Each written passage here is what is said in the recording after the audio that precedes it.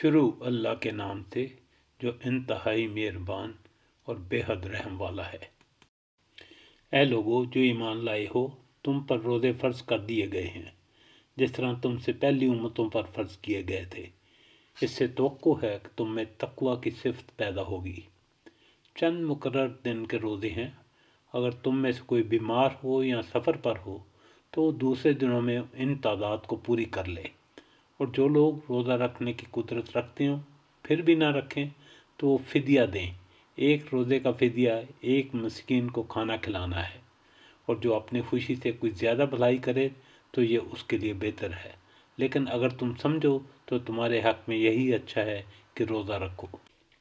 رمضان وہ مہینہ ہے جس میں قرآن نازل کیا گیا، جو انسانوں کے لیے ہدایت ہے اور ایسی واضح تعلیمات پر مشتمل ہے جو راہ راست دکھانے والی اور حق و باطل کا فرق کھول کر رکھ دینے والی ہیں۔ لہذا اب سے جو شخص اس مہینے کو پائے اس کو لازم ہے کہ اس پورے مہینے کے روزے رکھے، اور جو کوئی مریض ہو یا سفر پر ہو تو وہ دوسرے دنوں میں روزوں کی تعداد پوری کرے۔ اللہ تمہارے ساتھ نرمی کرنا چاہتا ہے، سختی نہیں کرنا چاہتا ہے، اس لیے یہ طریقہ تمہیں بتایا جا رہا ہے تاکہ تم روزوں کی تعداد پوری کر سکو، اور جس ہدایت سے اللہ نے تمہیں سرفراز کیا ہے اس پر اللہ کی کبریائی کا اظہار اور اعتراف کرو اور شکر گزار بنو۔ اور اے نبی صلی اللہ علیہ وسلم، میرے بندے اگر تم سے میرے متعلق پوچھیں تو انہیں بتا دو کہ میں ان سے قریب ہی ہوں۔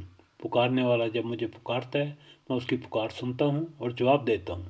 لہذا انہیں چاہیے کہ میری دعوت پر لبیک کہیں اور مجھ پر ایمان لائیں۔ یہ بات تم انہیں سنا دو، شاید کہ وہ راہ راست پا لیں۔ تمہارے لیے روزوں کے زمانے میں راتوں کو اپنی بیویوں کے پاس جانا حلال کر دیا گیا ہے، وہ تمہارے لیے لباس ہیں اور تم ان کے لیے۔ اللہ کو معلوم ہو گیا کہ تم لوگ چپ کے اپنے آپ سے خیانت کر رہے تھے، مگر اس نے تمہارے قصور معاف کر دیا اور تم سے درگزر فرمایا۔ اب تم اپنی بیویوں کے ساتھ شاباشی کرو اور جو لطف اللہ نے تمہارے لیے جائز کر دیا ہے اسے حاصل کرو۔